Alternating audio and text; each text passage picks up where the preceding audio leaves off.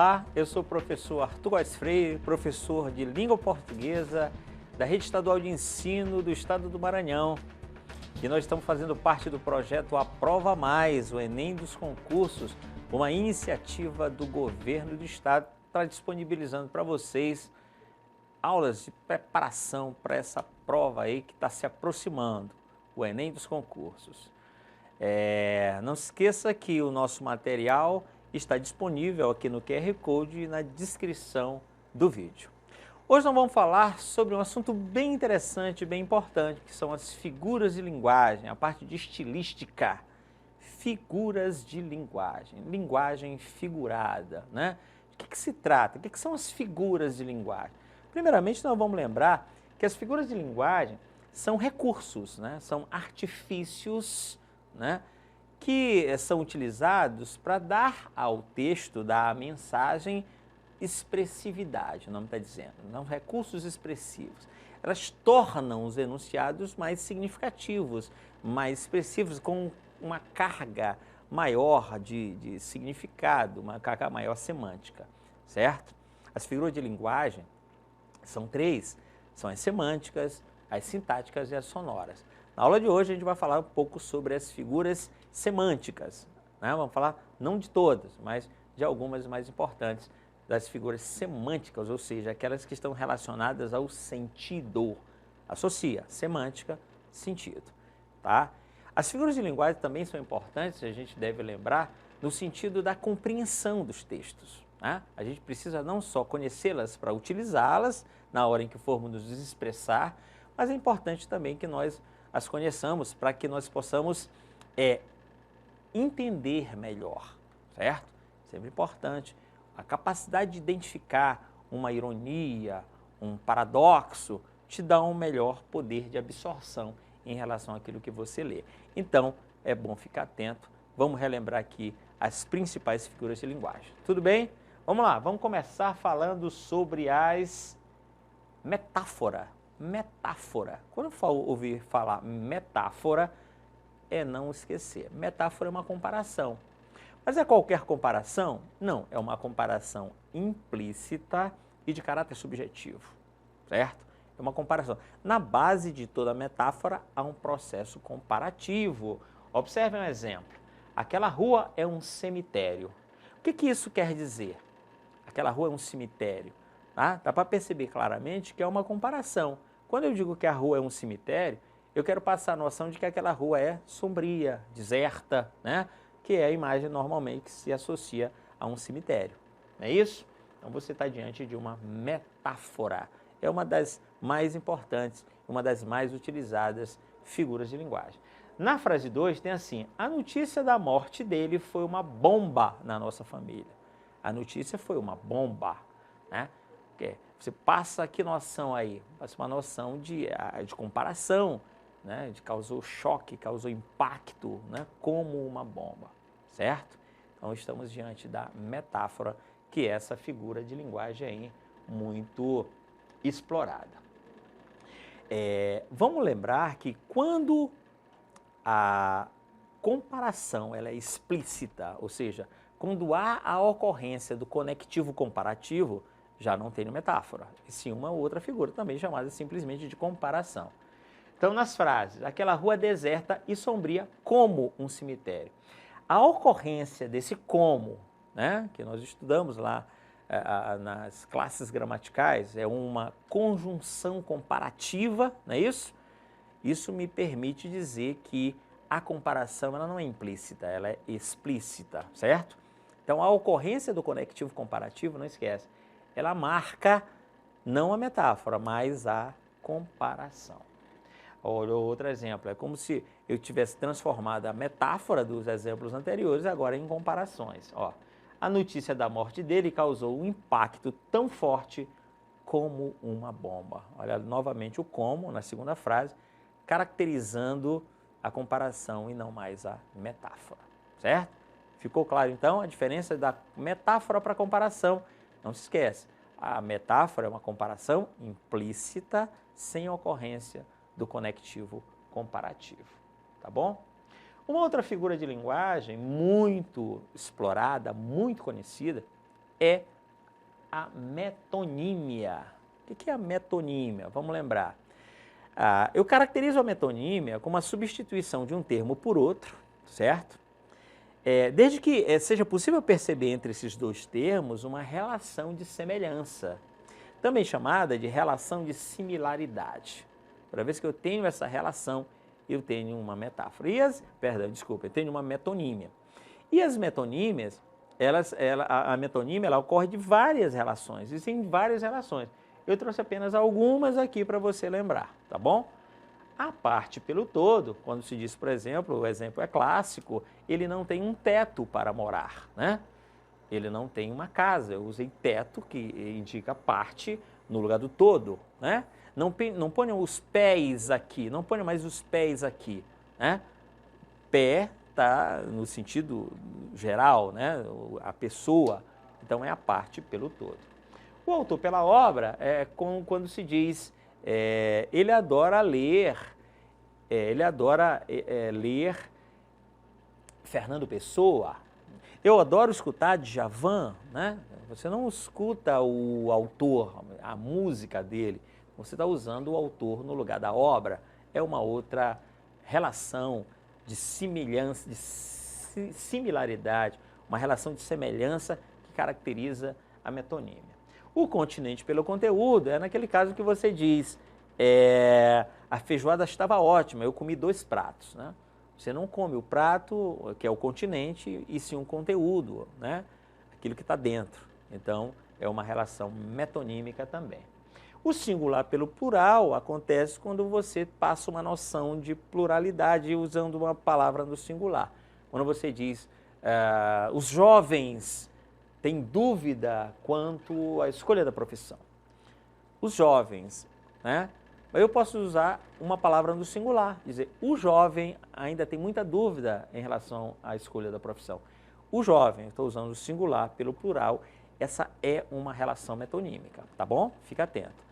As relações metonímicas também acontecem quando eu uso o concreto no lugar do abstrato, né? Por exemplo, quando eu digo, ele está à beira da sepultura, né? Sepultura, que é o concreto, foi usado no lugar de morte, né? Que é o abstrato.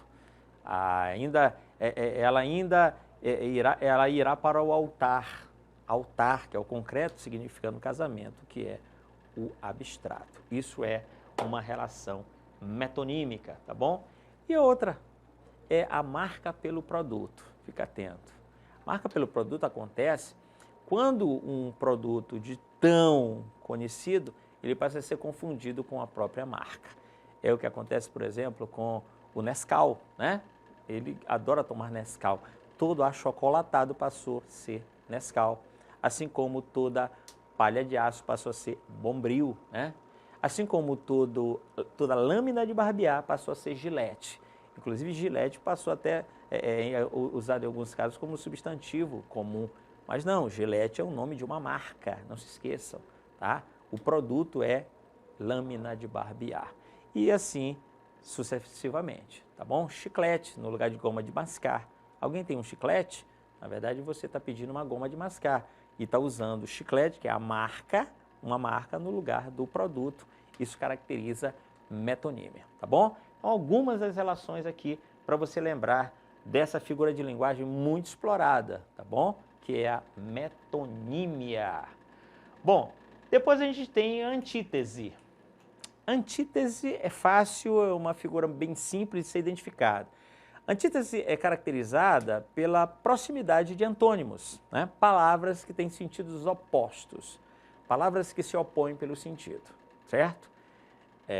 Antítese, tá bom? Então, quando se diz, olha o exemplo, calor e frio me invadiram o corpo naquele instante. Calor e frio são palavras antônimas. Na mesma frase, isso cria um efeito de sentido e aí eu estou diante de uma antítese. Noite e dia, céu e inferno, né?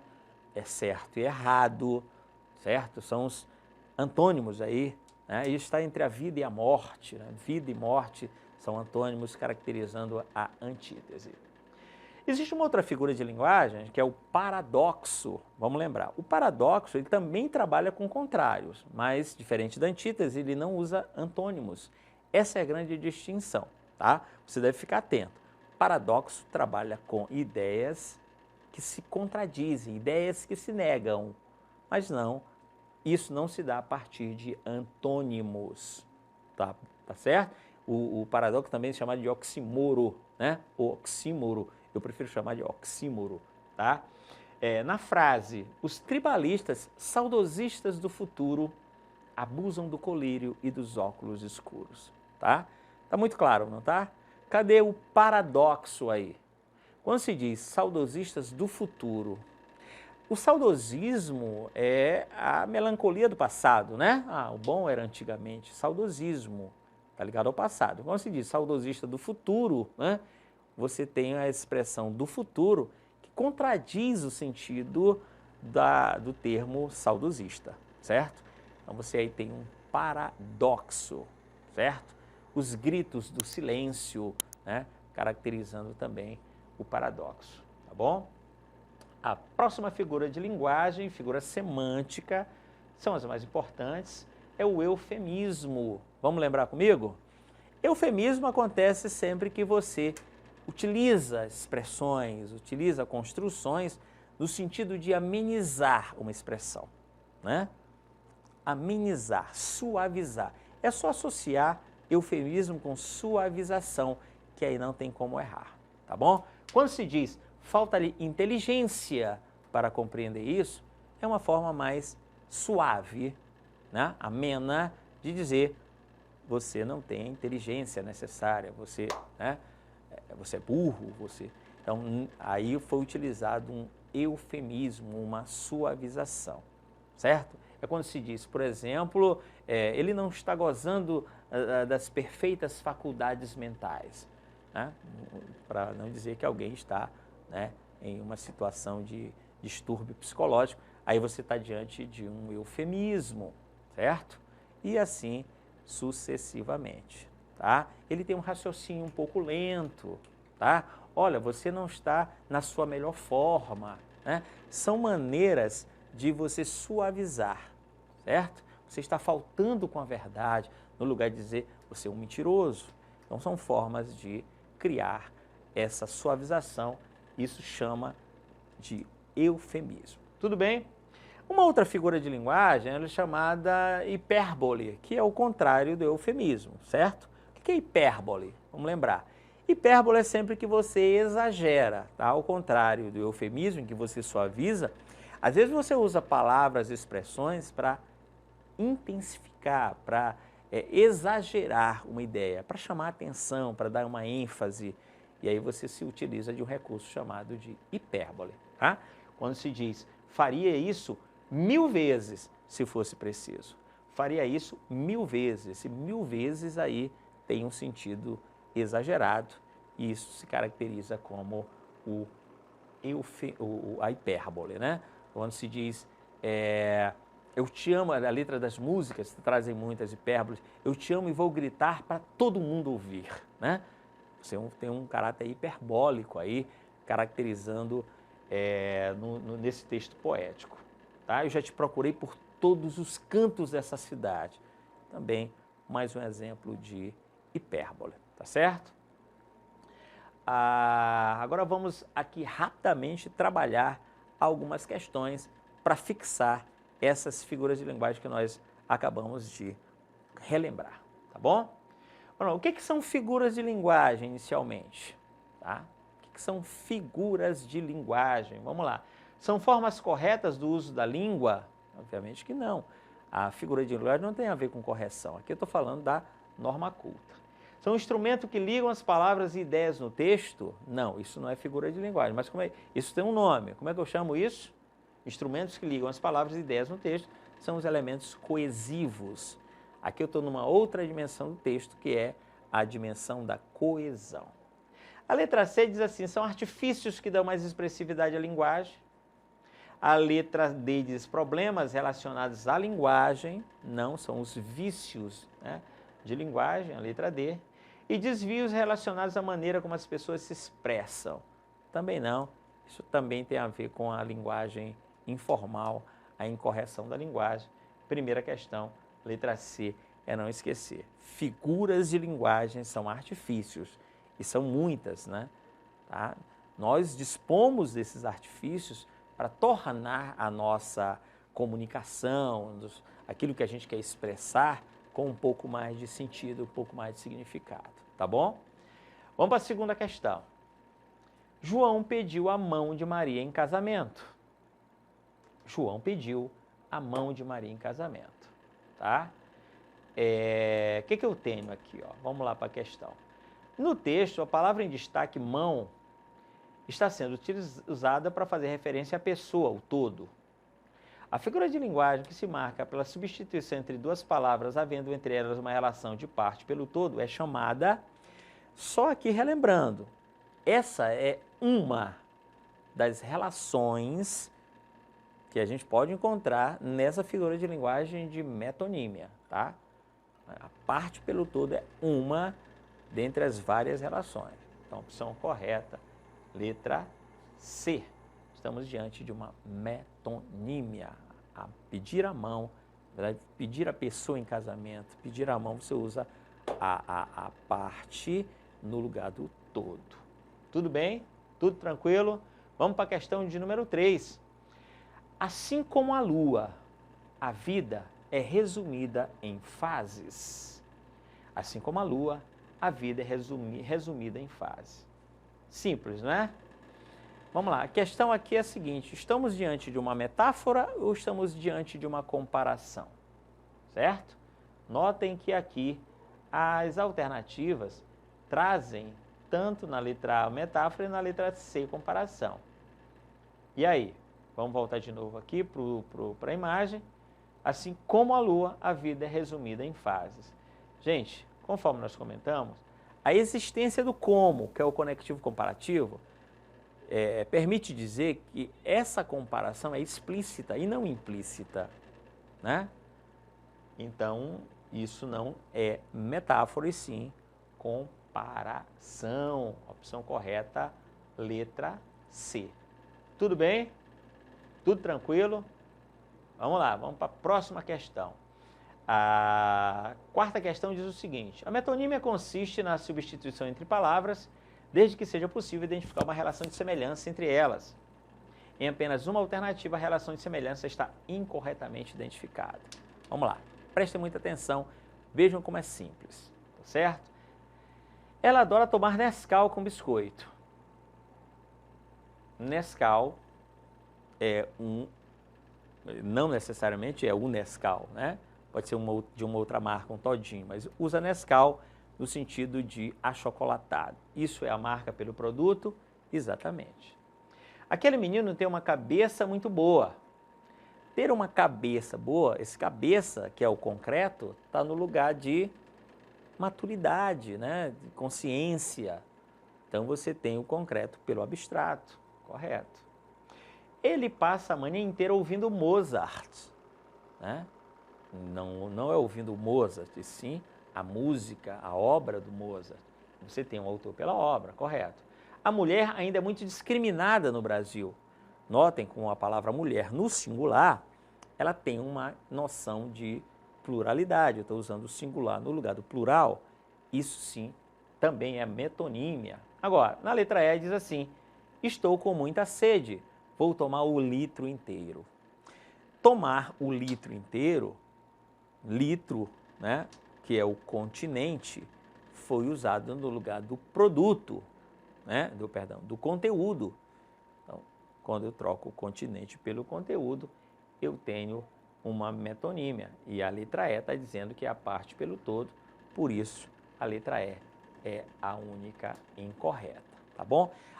Esse assunto de figura de linguagem, ele é um assunto certo na prova, tá certo? Mas como que eles vão explorar? Essa é a tendência das provas de língua portuguesa, a partir dos textos, dos poemas, das letras das músicas, das charges, certo?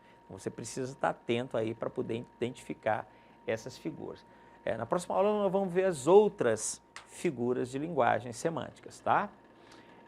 Na quinta questão, ele quer que se identifique, marque a questão em que a figura está corretamente identificada. Vamos lá? A letra diz assim: pensei estar no céu, mas logo descobri que ali era o inferno. Gente, céu e inferno, isso não é metáfora, né? E sim antítese. São duas palavras que se contrapõem. A vida daquele rapaz sempre foi um mar de rosas. Aqui sim, eu estou diante de uma metáfora, né? Mar de rosas, ou seja, tranquila, né? Muito confortável. Isso não é antítese, isso é metáfora. Em 2024, os brasileiros novamente irão às urnas. Urnas está no lugar de eleição, né, gente? Vamos escolher o prefeito os prefeitos aí nas próximas eleições, os prefeitos e vereadores. Urnas no lugar de eleição. Isso não é comparação, isso é metonímia. A letra E, o amor é ferida que dói e não se sente. Isso é um paradoxo, doer e não se sentir. Observem como há uma contradição, expressões que se contradizem sem ser por intermédio de antônimos. E que o seu dia seja lindo como um domingo ensolarado. Como um domingo ensolarado é comparação, olha o como lá, e não metáfora. Opção correta, letra D, tá bom? Vamos para a sexta questão e última. A pressa de crescer te atrasa. A pressa de crescer te atrasa. Observem como tem um pressa, atrasa. Arthur, são antônimas? Não. Né? Pressa e atraso é um verbo, né? O antônimo de atraso é adianta, certo? Então você não está diante de uma antítese, e sim diante de um paradoxo. Então a questão é simples. No texto acima, nota-se a ocorrência de uma figura de linguagem que consiste na aproximação de palavras antônimas, seria antítese, não é? Suavização de uma determinada ideia seria um eufemismo. Comparação implícita entre dois elementos seria uma metáfora. Exploração de expressões que se contradizem, aí sim. Letra D, opção correta. Tá bom? Ok, gente, então a gente lembrou aqui nessa pequena aula sobre as figuras de linguagem semânticas e a gente continua na próxima videoaula. Até lá!